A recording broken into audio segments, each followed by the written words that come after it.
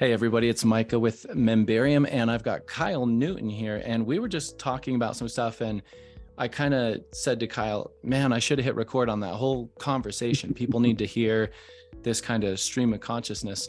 So we're making an impromptu podcast, Yeah. and so we'll probably jump around here, but Kyle, let's talk about gamification for membership sites and courses. And specifically what you were talking about that I found so interesting is you were talking about how teams, how you can basically organize, your people into teams. And at first I thought Kyle was talking about serving the membership site to a team of people, like to a business team or to a sports team. But he's actually, I'll go ahead and let you explain it, Kyle. Yeah, But yeah, talk to us about gamification and teams and all of that. absolutely. I've been doing gamification, was one of the early adopters in that arena, or as early as back as formally gamification in 2008, 2009. Gamification was starting to kind of get its roots formally, in the tech space, in the web 2.0 space around that time frame. Now, because I had kind of cut my teeth early on and started with the network marketing direct sales arena, we already had points, levels, badges, rubies, diamonds, all that kind of stuff in the network marketing direct sales arena. But by 2005-06, I had really bridged over to serving a lot of other different organizations. And so with that in mind, I was constantly using gamification, points, levels, badges, leaderboards, friendly competition, things like that to actually change behavior. And if you're going to do gamification that way, you got to have a tracking system, right? You got to have something where you can actually collect those points, display those badges, achievements, and ranks. And of course, that's all on platform or on the website. So as we moved from a custom piece of software into the WordPress ecosystem, Membarium was what we were using actually to control those tags on platform to display points, levels, badges, and all of that. Now, we would use GamiPress sometimes, and other times we would use just our own methodologies and use Membarium and the tags to actually display the content. One of the most successful strategies that we found, and this isn't just obviously network marketing back in the day, this is today. We're working with a lot of education companies, we're working with NeuroGym, we're working with a lot of different clients that actually are into behavior modification. Back in the day, I was working with like Beachbody, think P90X, and Tony Horton, people getting exercising. I was working with one of the larger teams there. We were working with Isogenics, one of the top billion-dollar nutraceutical company, shakes, vitamins, all these different types of nutritional program. And what those tribe leaders or what those organizations were wanting to do is get people to change their behavior in health and wellness. And these were offline behaviors. These were behaviors that people were doing in their physical exercising or in their diet. And so what we would do is we would give them a prescribed, exercise routine, a prescribed eating routine, and health routine. And then they would come back to the platform on a daily basis, and we created a scorecard. They would literally check off, I took my vitamins today, I ran my mile today, I did this and this and this, and there'd usually be anywhere from 10 to 20 actions they would do on a daily basis to change their behavior. And we would just measure results, because back in the day, I had a TriCaster and a virtual studio, and I would bring in these people who were, going through these gamification processes and interview them. And then we would measure the data. And we found that by doing gamification versus doing these diet and exercise programs alone by themselves, individuals just off by themselves, we could 10x the engagement with those offline behaviors, meaning they could produce 10 times the results, would stay 10 times longer in the process, on a 30-day challenge or a 60-day challenge or a 90-day challenge, simply by gamifying it as the individual. But then, Micah, what you were referring to, we kind of had a breakthrough. We started putting them into teams, meaning we would have them join a team. A team of 3 could compete with a team of 100 because we would just average their scores. So they would be ticking off these same little boxes of exercises or things that we do. And there would be some things on platform too that we could do automatically. Did they watch a video? Did they go through a course? Did they friend somebody? We could track that automatically inside the system, but the rest of it was just a scorecard. And when we put them in a team and we created friendly competition, and then we created a team-based leaderboard, the metrics and the engagement literally went 100x. And the reason was, and the little behavioral psychology behavior thing that we determined through interviewing them after seeing this dramatic spike in engagement data, was that people would do more to not let other people down, to not let their team down, than they'll do for themselves, right? And so just adding that team leaderboard element was really the breakthrough for us, and it created a phenomenal breakthrough in all different types: learning, exercise, health and diet, any type of behavior that you want to change in your audience. Gamification is the way to do it. And we can talk about gamification all day. It's not all points, levels, badges, and leaderboards, but that is a really, really important aspect of what we did. So you mentioned like one thing, it was kind of the nugget in there, is that people will do more for their team than for themselves. But if I understood you correctly, these teams are kind of randomly selected in a way. They're just on a team, but the people can see their name and they have some sort of accountability. That's right. Were you saying they were on calls? Yes. What we would do, the teams were sometimes randomly selected. There were multiple ways we would do a team. There would be a leader who, because this was a social community that we had developed, people could connect through social. Some of them had also personal relationships. They would actually reach out through their social media and say, hey, I'm about to start a challenge to lose weight, to learn more, read more, do whatever, become financially accountable. We've done them across every area of life, created these challenges. They would either reach out inside of the community we built, or even reach outside of our community into their social networks and invite people in to engage in these challenges with the people, right? And so then what would happen is we had multiple ways of organizing those teams. A team leader could, through the interface, spin up a team, create a team, send out invites. People would get an email, they'd click, they'd come, they'd join the platform, right? They'd come into the platform, become a member, and automatically be connected to that leader and that team.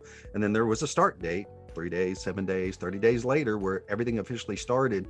Then their scorecard would become available, and they would also see their leaderboard. And then we would, depending on when people started, every team that came in then would be a cohort of teams. It'd be 2 teams, 10 teams, 100 teams, all competing against each other, in different levels. And now we've made it even more sophisticated, where we use buddy boss groups often. Anybody who can just join a group, that group becomes a cohort. Anybody has a tag through Infusionsoft or Active Campaign through Membarium automatically becomes a team. And then of course we have that same way that we did it before, where it's kind of manual and opt-in, and people kind of build the team themselves. So it's really cool, because it sounds like you're combining several elements, and that you were doing this back in the day in a different medium and carrying it over, I think is also intriguing. But yeah, combining the whole idea of gamification, then this idea of like peer-to-peer kind of accountability, social, I don't know what you'd call it, prestige. What are the teams competing for?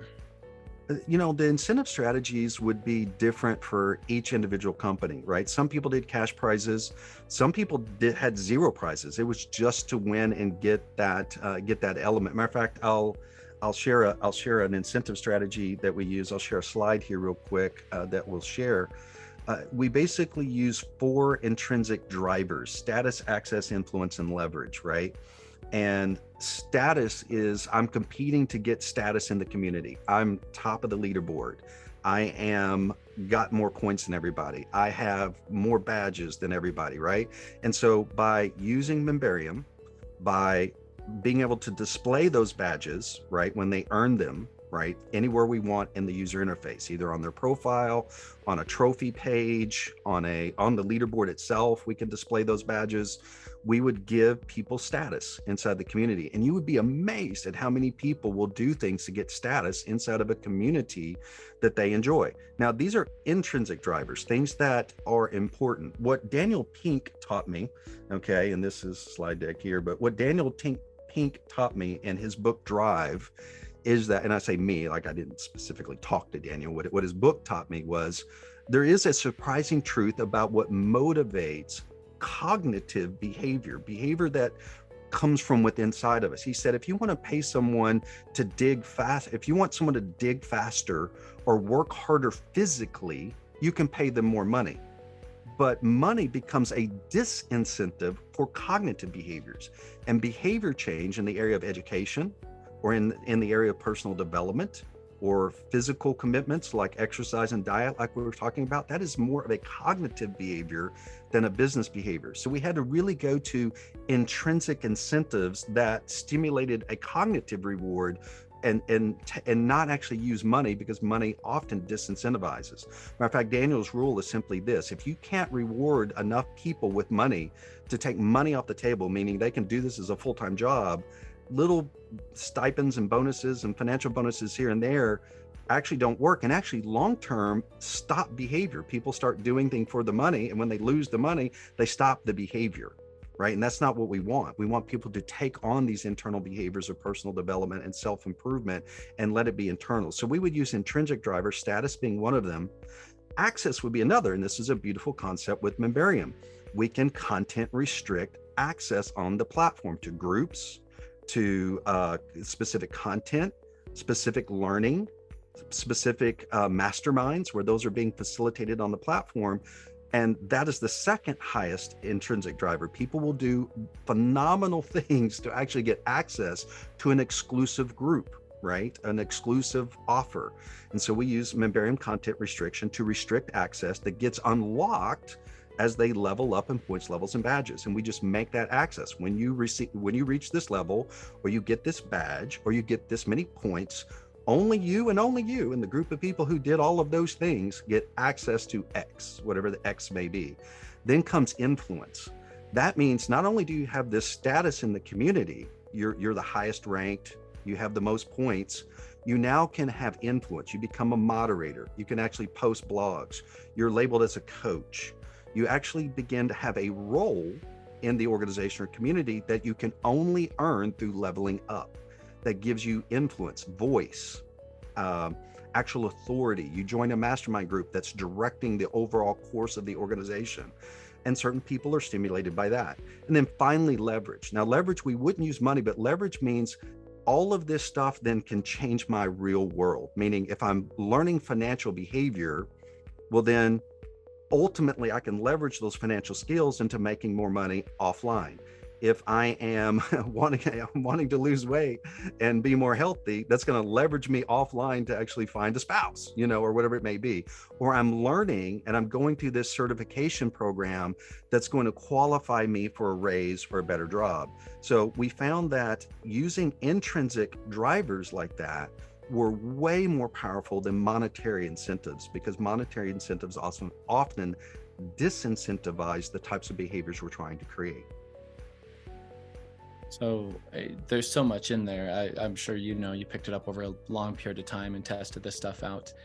But for somebody who's building a site and an audience and wants to engage with them better, that they can take from what you're saying, talk maybe a little bit more, if you would, about why you mentioned if you incentivize with money and the money stops and they stop doing things. Mm-hmm. What are these companies, I guess, give us a scenario. What are they trying to create? They're trying to create a customer who stays on for 5 years at the same level. Mm-hmm. Are they looking for customers to, you've got the shakes, now get the blender, now get the personal training, now get the equipment? What are some of those, like, either retention or ascension objectives? You nailed it. It's retention and ascension, and it depends on what they want to do. I'm usually working with organizations that really care about what they're teaching and what they're trying to accomplish through their training, their coaching, their mentoring, whatever that may be. And of course, every membership site owner wants retention, right? They don't want people to come in on a monthly subscription or a quarterly or an annually subscription and churn out at the end. So obviously engagement closes and really makes that back door hard to go through, right? Because a person is created, when you create this status inside of a community and you create access, and now you're a person of influence in the community, and this community has allowed you to create leverage. This community now is your source of intrinsic fulfillment, right? And so am I going to quit that?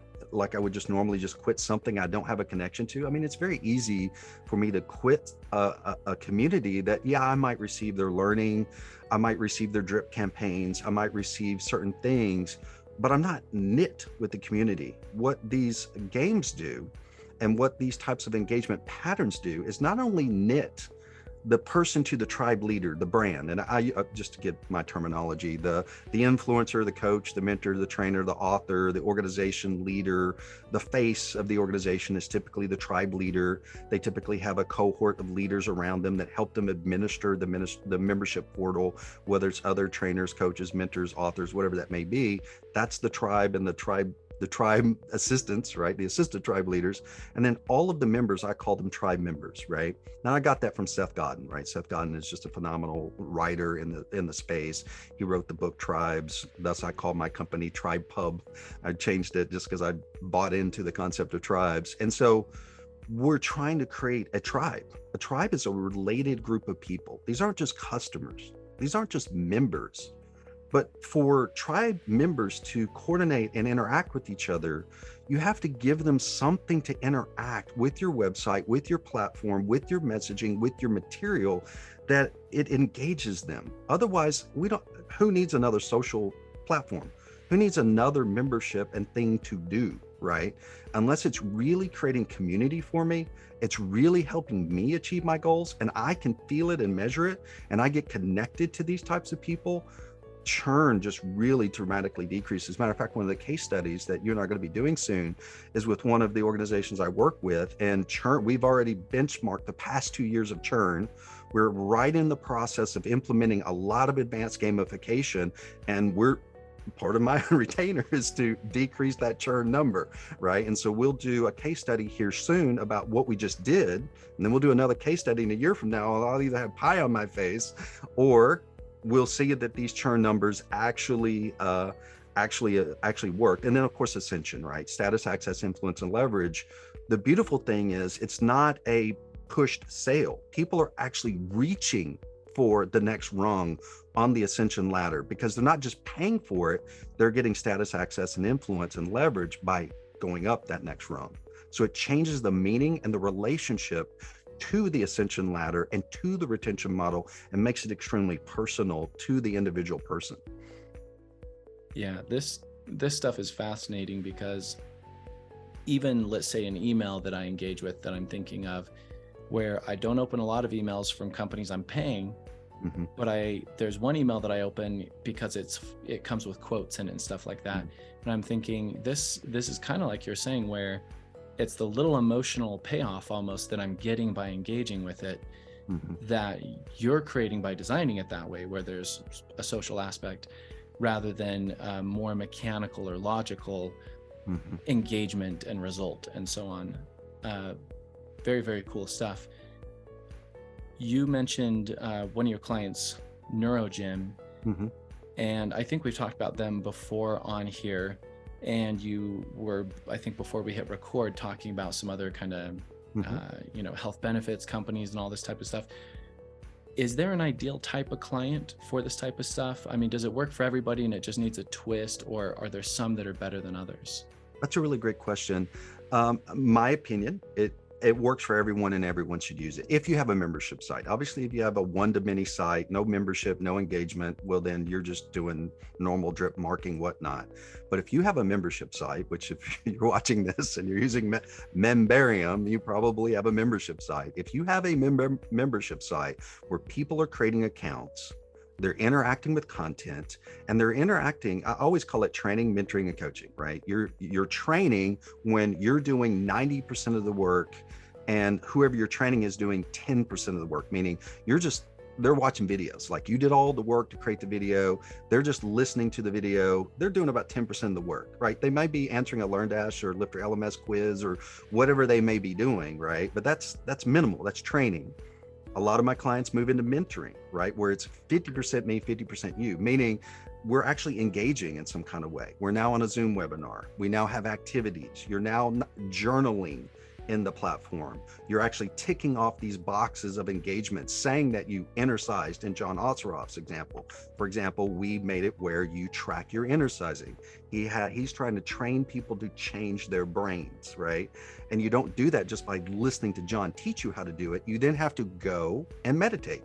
And you have to meditate a specific number of days in a row, this is John's teaching, to really create a breakthrough. And we measure that because you tick off every single day, 7 days a week. Did you spend 30 minutes listening to this exercise audio to train your brain? And if you do, well, now you get a special badge and you get a special recognition and you get to level up, right? That's mentoring, where now we're both doing work in this. And then ultimately coaching becomes where I'm doing 10% and the person's doing 90%. And I'm just looking at a dashboard on a member and tweaking. Now this member's on up the ascension ladder. They're paying a higher level of membership for me to coach them.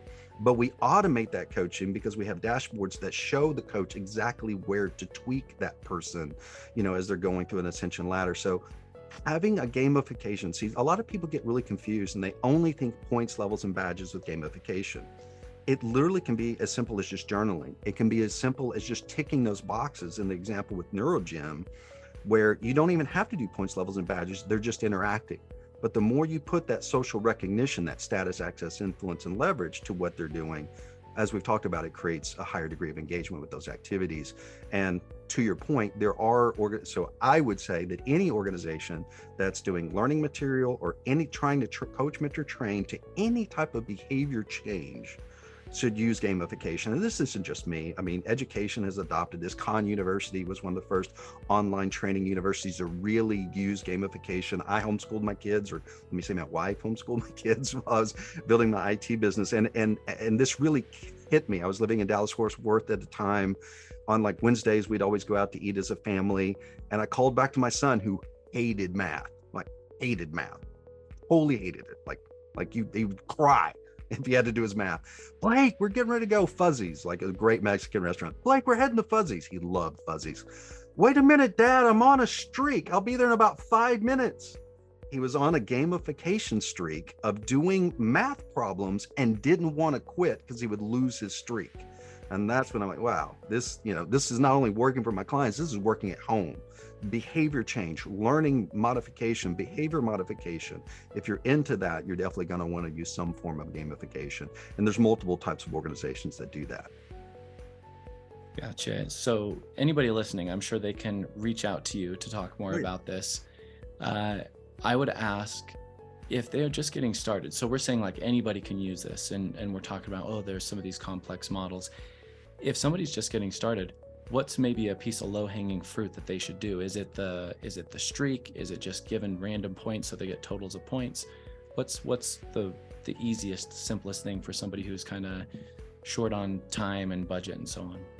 Well, soon they'll be able to go to my web. We're ramping up our Gamplify brand, which is what I've used over the years. I moved all of our platform into the WordPress ecosystem. Now I'm moving our gamification into the WordPress ecosystem, and soon we'll have a lot of trainings ourselves. But I would recommend right now, just go to YouTube, man, and type gamification and start educating yourself on what that is. And then if you're struggling with, implementing gamification and understanding how to use it, plugins like GamiPress, or, just using Membarium itself. Literally, you can do everything with a couple little tools in Membarium.